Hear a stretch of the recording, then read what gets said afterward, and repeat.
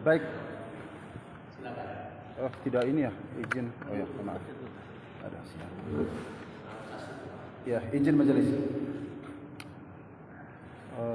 Saya mulai dari saksi Firman Fauzi.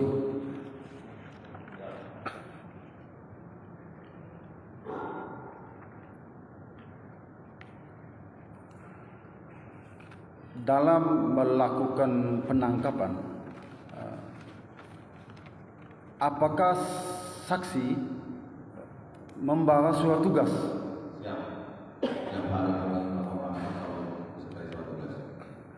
Jadi setiap hari saudara saksi membawa surat tugas, walaupun belum ada kejadian. Itu berdasarkan apa, aturan apa tuh, PK atau bagaimana? Saya kurang paham. Biasanya surat penangkapan itu dibuat pada saat sebelum melakukan penangkapan terhadap perkara tertentu. Tapi ini perkaranya belum tahu yang mana, tapi surat tugasnya bisa dipegang terlebih dulu gitu.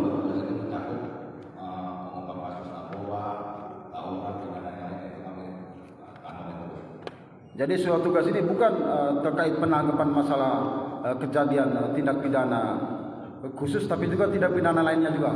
Jadi digabungkan. Baik saksi, pertanyaan berikut, pada saat penangkapan saksi menunjukkan tidak surat tugas kepada ABH ini atau kepada orang tuanya atau kepada yang mewakili?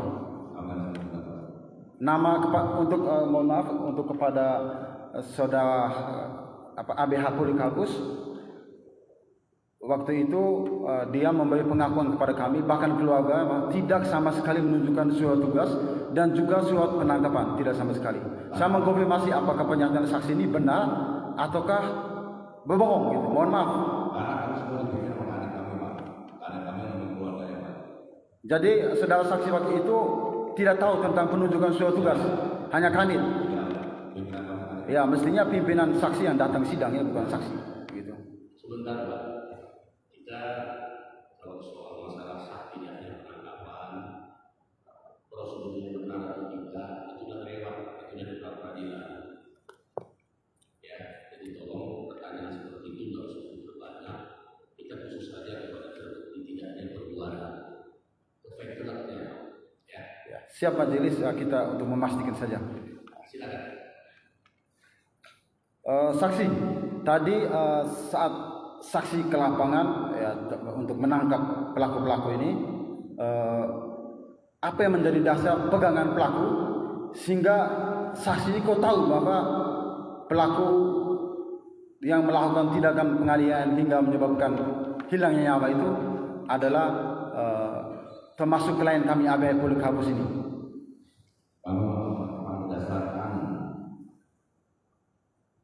melihat video tersebut yang viral ini, terus kami mendapat keterangan dari yang sebelum polisi ditangkap dari pihak Lubang Buaya. Jadi saksi menjalankan tugas hanya karena melihat ada video di IG atau juga ada video rekaman lain melalui WhatsApp gitu. Ada video lain selain di IG? IG semua. Hanya di IG semua. Apakah video IG tersebut sudah melalui proses digital forensik sehingga memastikan bahwa benar klien kami ABH yang melakukan penganiayaan? Kalau itu kami diberitakan sama manajer kantor kalau terkait ada tawaran tersebut yang viral di IG itu ada. Baik saksi, pada saat saksi di lapangan melakukan penangkapan, ada dua kelompok ini di sana. Ya, jadi berapa jumlah kelompok yang saksi lihat? Jumlah anggota kelompok masing-masing? Pada saat di video itu kita kemarin itu banyak. Banyak ya.